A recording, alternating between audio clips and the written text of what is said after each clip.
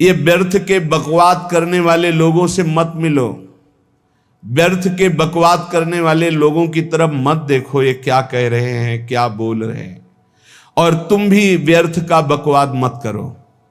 अपने समय को कीमती मान करके निरंतर प्रिया प्रीतम का नाम जप करो, उनकी गुण लीला गाओ, उनकी सेवा में रहो। कभी प्रपंच की बातें, कभी प्रतिष्ठा का चिंतन, कभी नाना प्रकार के मान सम्मान का चिंतन, ये घुसने ना पावे हृदय में। बहुत सावधान रहना चाहिए साधक को। ऐसी बातें देखो मत, ऐसी बातें सुनो मत जिससे तुम्हारा हृदय उद्विग्न होकर प्रभु का चिंतन छोड़ दे। बंद करो अभी। अन्य लोगों के संग का त्याग कर दो, जो भगवत विमुख वार्ता करते हैं, संत निंदा करते हैं, दूसरों की निंदा करते हैं। कुछ हाथ नहीं लगता, ये लोग दुर्गति को प्राप्त होने वाले हैं। भक्तन निंदा अति बुरी भूल करे जिन कोय, किए सुकृत बहु जन्म के छिन में दारे खोए। पर निंदा के किए ते नहीं आवत नहीं कछुआत, मूर्ख पर्वत पाप को ले चल अपने साथ। तो अलम कश्यापि संगत्या, ऐसा संग मत करो जिनके पास बैठने से भक्त निंदा, जन निंदा, भगवत निंदा हो। ऐसे से दूर रहो। अलम बंद कर दो ऐसे लोगों का संग। रात दिन हम श्यामा श्याम का नाम जप करेंगे, श्यामा श्याम के लीला गुण गाएंगे, श्यामा श्याम के ही धाम का शोभा का चिंतन करेंगे। जब तुम अपना जीवन श्यामा श्याम के चरणों में न्यौछावर कर दोगे तो पूरा भार श्यामा श्याम ले लेंगे और तुम्हारे हृदय में मस्ती आ जाएगी। जो ऐसा निश्चयी होता है, दृढ़ निश्चयी, उसके अंदर दृढ़ विश्वास, तो उसके हर समय भगवान की स्फूर्ति होती रहती है। भारी प्रतिकूलता में भी भगवान का सानिध्य अनुभव होता है। वो अनुकूलता में तो भगवान के दुलार को देखता है, लेकिन प्रतिकूलता में भगवान की विशेष कृपा को देखता है। ये संयोग, ये वियोग, संसार की ये द्वंद्वमयी वृत्तियां भक्तों के हृदय में नहीं चुभती। आए की हुज्जत नहीं, गए की तलाश नहीं, क्योंकि नित्य संयोग भगवत स्मृति के प्रभाव से प्रभु का रहता है। शोक, विषाद बहुत ध्यान देने योग्य विषय है। तभी लोगों को ऐसा लगता है कि ऐसा कैसे हो सकता है। भक्त के चरित्रों को जब सुनते तो लगता है ऐसा कैसे हो सकता है, ऐसी परिस्थिति में भी ऐसा कैसे हो सकता है। क्योंकि तुम मानसिक बुद्धि से युक्त हो और वो भागवतिक स्थिति से युक्त है, इसलिए तुम उसको पार पा ही नहीं सकते। जब तुम अपना जीवन श्यामा श्याम के चरणों में समर्पित कर देते हो हृदय से, फिर उनकी कृपा से सब विघ्न दूर हो जाते, एक अपार मस्ती रहती है।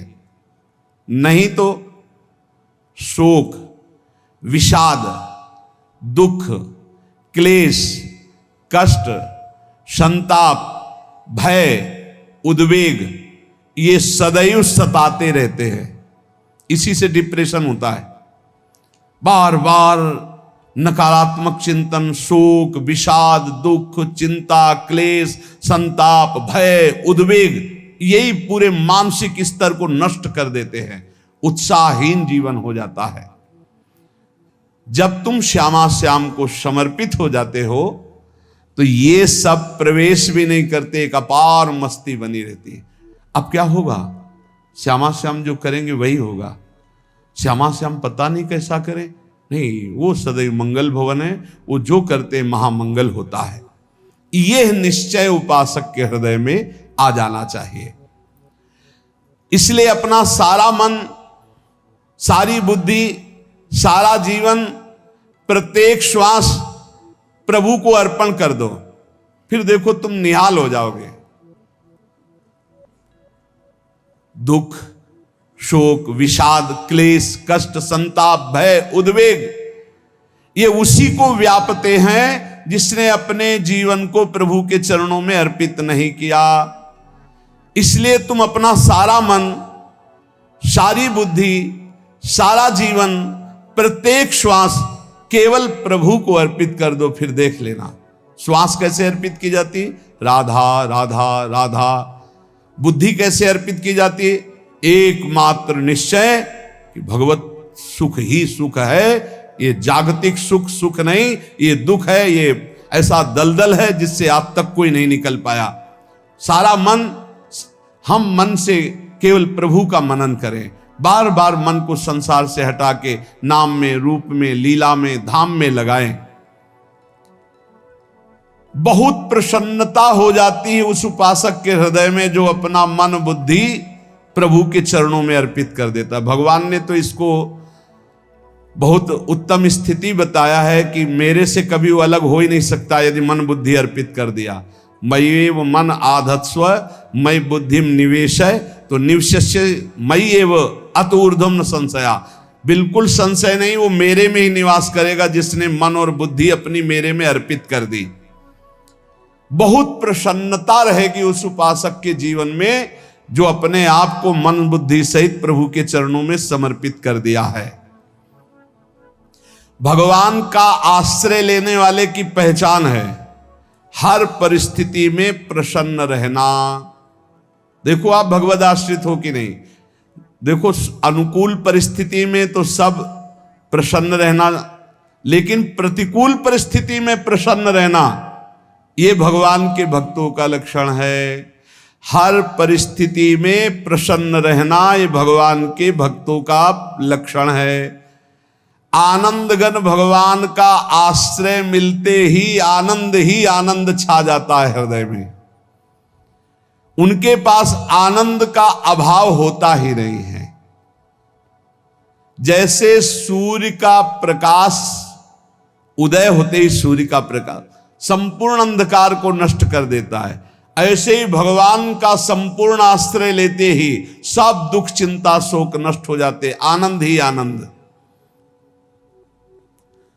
तुम भगवान के मंगलमय रूप को नहीं जानते हो, पर उनके मंगलमय भाव को, विधान को मानना शुरू कर दो।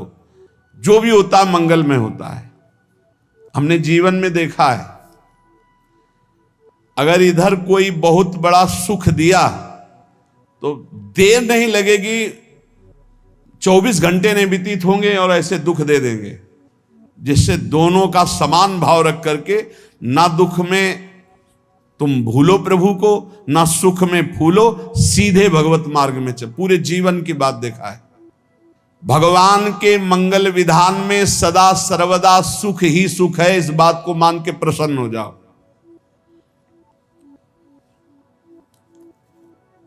जब भगवान का भजन करने वाले की तन्मयता बढ़ती है भजन में,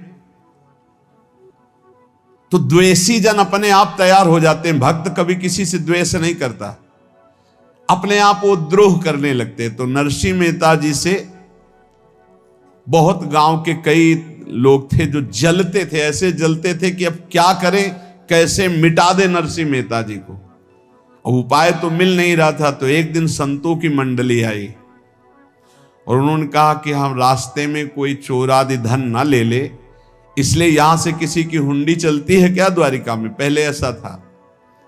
बोले हाँ, हमारे यहां बहुत बड़े सेठ हैं नरसिंह मेहता जी, पर आप कहोगे वो मना कर देंगे। कई बार कहोगे, अगर वो स्वीकार कर ले तो वहां। और उनका लक्ष्य था कि नरसिंह मेहता जी की तो खाने की भी सुविधा नहीं थी, हुंडी कहाँ की बात आई। उनका था कि जब वो ना कहेंगे तो संतजन नाराज हो जाएंगे, अगर हाँ कह दिया तो वहां हुंडी चुकेगी नहीं, तो संतजन अपने आप इनको शाप दे देंगे, अपराध बन जाएगा, ये नष्ट हो जाएंगे। संतों को भेजा नरसिंह मेहता जी ने, सबकी दंडवत की, चरण पखाड़े। तो उनका ये इतना रुपया है, द्वारिका में साधु सेवा हम करेंगे, वहां तुम्हारी हुंडी चलती है तो आप अरे उनका आप कहाँ भूल रहे हो, यहाँ खाने की भी व्यवस्था। बोले हमें सब पहले से बता दिया गया कि आप मना करोगे, बार बार मना मत करो, हमें पता है।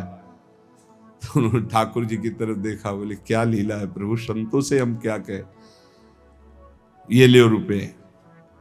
उस समय स्वर्ण की मोहरें चलती थी, बेच के बाजार से खूब उन राधे राधे प्यारे भक्तों, आप हमारे चैनल पर नए और पहली बार है तो हमारे चैनल को सब्सक्राइब करें और साथ ही साथ नोटिफिकेशन को भी ऑन कर दीजिए ताकि ऐसी कोई भी माहिती प्रभु जी की वीडियो आए तो आपको सबसे पहले मिलती रहे। तो मिलते हैं दोस्तों को ऐसे ही नए और मज़ेदार टॉपिक के वीडियो के साथ।